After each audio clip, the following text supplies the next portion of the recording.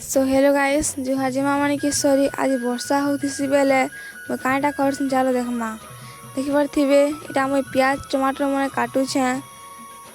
Maggi बनाबार लगी मोर बहन कही आज वर्षा हो दीदी चल मैगी बनावा बोली कही बेले इटा मैं मैगी बनाऊँ देखिपे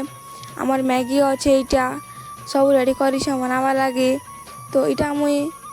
मोर बहन सांगे मैगी काटुछे सब रेडी करुछे तो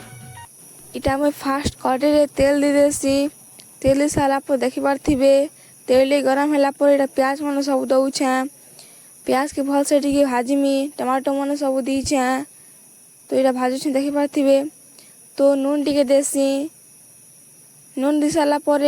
मसला मन सब पकई दौछे मुई अलग हिसाब से मैगी बनाऊे तो मसला मन सब पकई सारापर इटा मुई मैगी पकाऊे देखिपे मैगी मैंने पके सारापर इटा मन मैगी फाइनल रेडी हो जाइए तो चलो देख माँ के लगवा जनता आम खामी बोली जो थी फास्ट मन आम खामी बोला तो से खाऊे लाइक कमेंट सब्सक्राइब करवाटा नहीं भूलबे जुहार जिमा माणिकेश्वरी।